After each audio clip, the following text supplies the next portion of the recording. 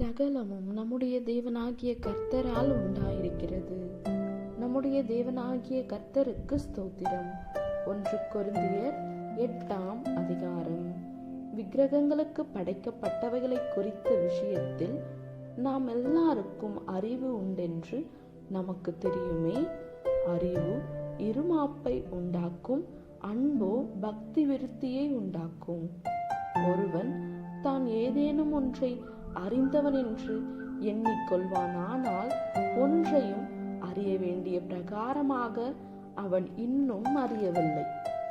தேவனில் அன்பு கூறுகிறவன் எவனோ அவன் தேவனால் அறியப்பட்டிருக்கிறான். விக்கிரகங்களுக்கு படைக்கப்பட்டவைகளை புசிக்கிற விஷயத்தை பற்றி உலகத்திலே விக்கிரகமானது ஒன்றுமில்லை என்றும் ஒருவரே அன்றி வேறொரு தேவன் இல்லை என்றும் அறிந்திருக்கிறோம். வானத்திலேயும் பூமியிலேயும் தேவர்கள் எனப்படுகிறவர்கள் உண்டு.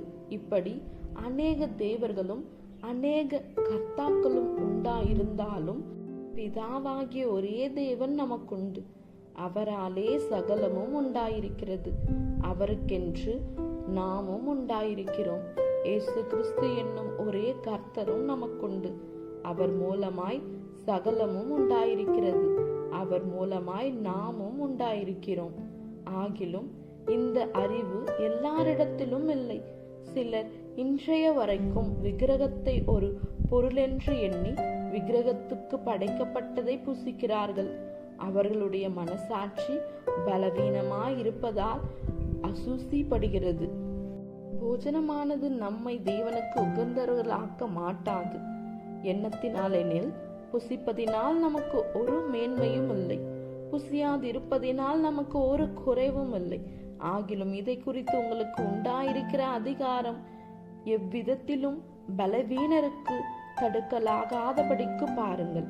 எப்படியெனில் அறிவுள்ளவனாகிய உன்னை விக்கிரக கோவிலிலே பந்தியிருக்க ஒருவன் கண்டால் பலவீனனாயிருக்கிற அவனுடைய மனசாட்சி விக்கிரகங்களுக்கு படைக்கப்பட்டவைகளை புசிப்பதற்கு துணிவு கொள்ளும் அல்லவா? பலவீனமுள்ள சகோதரன் உன் அறிவின் நிமித்தம் கெட்டு போகலாமா? அவனுக்காக கிறிஸ்து மரித்தாரே. இப்படி சகோதரருக்கு விரோதமாய் பாவம் செய்து பலவீனமுள்ள அவர்களுடைய மனசாட்சியை புண்படுத்துகிறதினாலே நீங்கள் கிறிஸ்துவுக்கு விரோதமாய் பாவம் செய்கிறீர்கள்.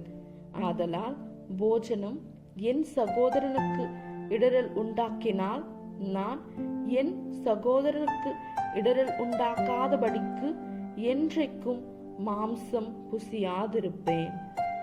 ஆமென். இந்த வசனங்களை கேட்டுக்கொண்டிருந்த உங்கள் அனைவரையும் நம்முடைய தேவனாகிய கர்த்தர் ஆசீர்வதிப்பாராக.